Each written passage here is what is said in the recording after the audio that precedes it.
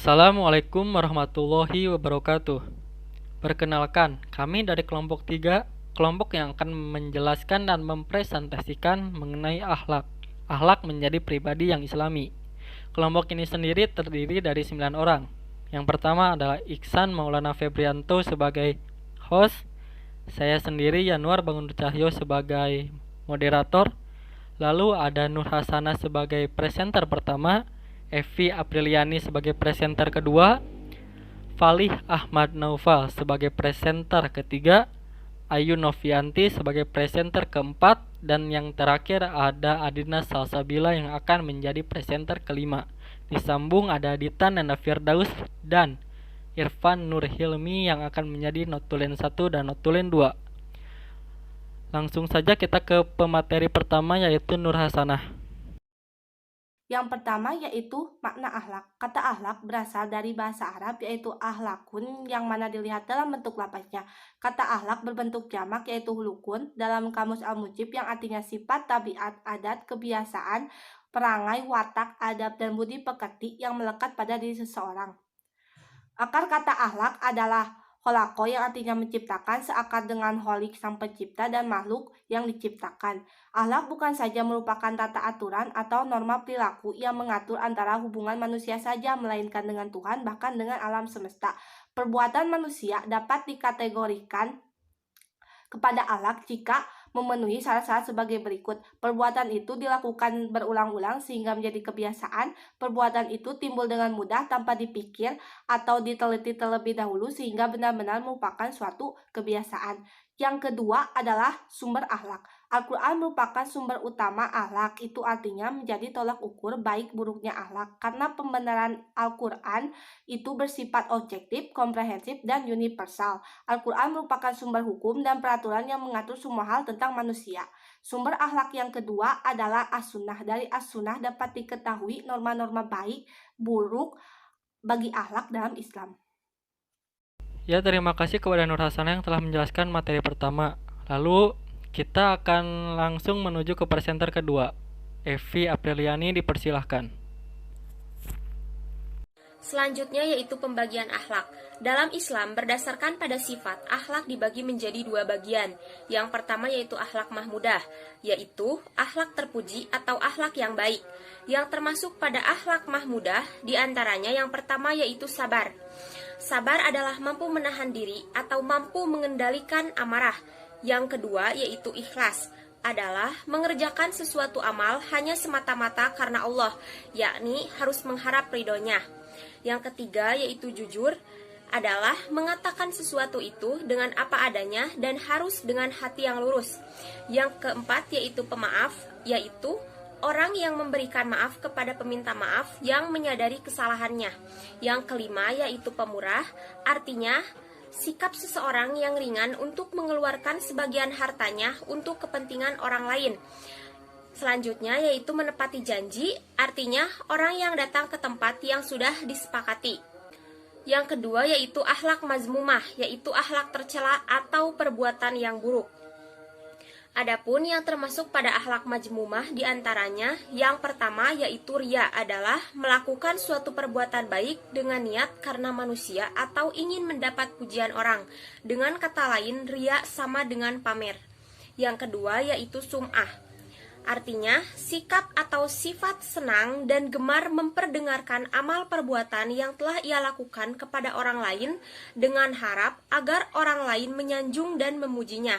Yang ketiga yaitu ujub, artinya perilaku atau sikap mengagumi diri sendiri dan senantiasa membanggakan dirinya sendiri.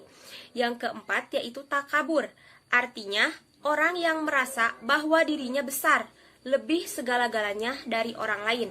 Yang kelima yaitu tamak, artinya serakah atau rakus terhadap apa yang telah dimiliki. Yang keenam fitnah, artinya mengatakan sesuatu yang bukan sebenarnya. Yang terakhir yaitu bakhil, adalah perbuatan seseorang yang menahan atau tidak memberikan sesuatu yang semestinya diberikan kepada orang lain, baik wajib secara agama maupun wajib secara kepatuhan menurut adat. Ya, terima kasih kepada Evi yang telah menjelaskan materi-materinya. Lalu Kita langsung ke presenter ketiga, Falih Ahmad Naufal yang akan menjelaskan mengenai dalil-dalil dari akhlak. Di sini saya akan menjelaskan dalil yang berkaitan tentang akhlak. Yang pertama, dalil yang terdapat pada Al-Quran. Saya akan menjelaskan tentang surat Al-Qalam ayat 4, yang artinya, dan sesungguhnya kamu benar-benar berbudi pekerti yang agung. Quran surat Al-Qalam ayat 4. Surat ini menjelaskan tentang pemujian Allah terhadap Nabi Muhammad SAW karena beliau memiliki akhlak yang sangat agung atau terpuji. Kemudian ayat yang kedua yaitu terdapat surat Al-Ahzab ayat 21. Ayat ini yang artinya sesungguhnya telah ada pada diri Rasulullah SAW itu suri teladan yang baik bagimu, yaitu bagi orang-orang yang mengharapkan rahmat Allah dan kedatangan hari kiamat, dan dia banyak menyebut nama Allah. Quran surat Al-Ahzab ayat 21. Pada ayat ini menjelaskan tentang penjelasan Allah bahwa akhlak Rasulullah patut dijadikan contoh oleh orang-orang yang mengharapkan rahmatnya.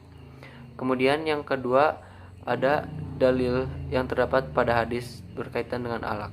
Yang pertama ada hadis riwayat Bukhari nomor 5569, dan yang kedua ada hadis yang diriwayatkan oleh Ibnu Majah nomor 4171. Pada hadis pertama, Nabi menjelaskan bahwa orang yang paling baik adalah orang yang baik akhlaknya. Sedangkan pada hadis yang kedua, Nabi menjelaskan bahwa setiap agama memiliki akhlak atau etika dan akhlaknya agama Islam dan memiliki rasa malu. Baik, terima kasih Falih atas penjelasan mengenai dalil yang sangat jelas. Lalu selanjutnya ada Ayu Novianti sebagai presenter keempat. Yang pertama, akhlak terhadap Allah. Manusia dibekali aturan hidup darinya, termasuk hukum perintah dan larangannya. Nilai yang terkandung dalam pelaksanaan perintah dan larangan Allah yaitu yang pertama khusyuk, yang kedua ikhlas, yaitu melaksanakan hukum Allah semata-mata hanya mengharapkan ridhonya. Yang ketiga sabar, yaitu menahan diri dalam keadaan lapang dan keadaan sempit serta dari hawa nafsu yang menggoyahkan iman. Yang keempat syukur. Yang kelima tawakal, yaitu berserah diri kepada Allah. Dan yang keenam yaitu doa. Yang kedua, akhlak terhadap Rasul. Akhlak terhadap Rasul adalah taat dan cinta kepadanya. Mencintai Rasul merupakan bagian dari iman. Semua orang Islam mengimani bahwa Rasulullah adalah hamba Allah dan utusannya. Yang ketiga, akhlak terhadap diri sendiri. Akhlak terhadap diri sendiri yaitu sikap seseorang terhadap dirinya, baik jasmani maupun rohani. Yang keempat, akhlak terhadap keluarga. Anak merupakan titipan dari Allah yang harus dijaga dengan baik. Karena itu, kedua orang tua memiliki kewajiban untuk mendidik anaknya dengan baik. Yang kelima, akhlak terhadap masyarakat.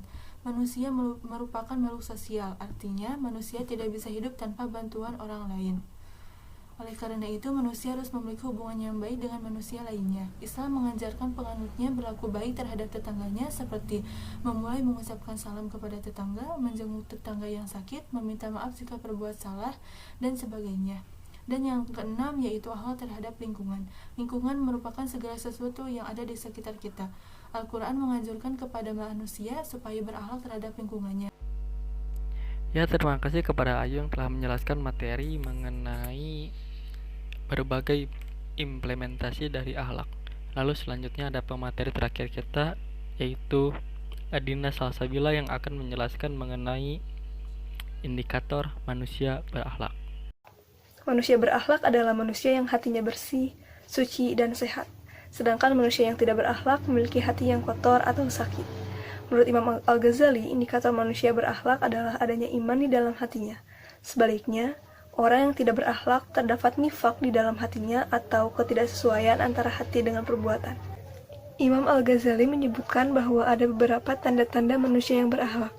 Yang pertama, khusyuk ketika sholat. Yang kedua, berpaling dari hal-hal yang tidak baik, tidak berguna, dan tidak ada faidahnya. Yang ketiga, mengabdi hanya kepada Allah.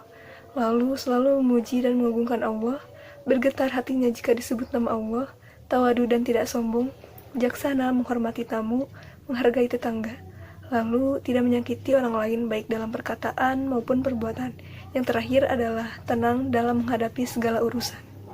Menurut Ahmad Amin, ada beberapa upaya untuk mengubah kebiasaan buruk. Yang pertama, menyadari perbuatan buruk itu, lalu bertekad untuk meninggalkannya. Yang kedua, mencari waktu yang tepat untuk mengubah kebiasaan buruk. Yang ketiga, menghindari diri dari segala yang dapat menyebabkan kebiasaan buruk. Yang keempat, istiqomah dalam kebaikan. Yang kelima, menghindari diri dari kebiasaan buruk. Yang keenam, memilih teman bergaul yang saleh.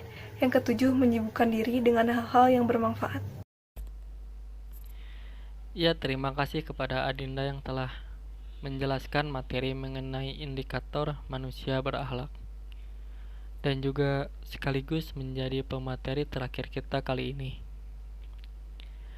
Saya mewakili teman-teman, mohon maaf bila terdapat kesalahan dalam presentasi kita kali ini, dan semoga apa yang telah kami sampaikan bisa menambah wawasan kawan-kawan mengenai akhlak. Billahi taufiq wal hidayah. Wassalamualaikum warahmatullahi wabarakatuh.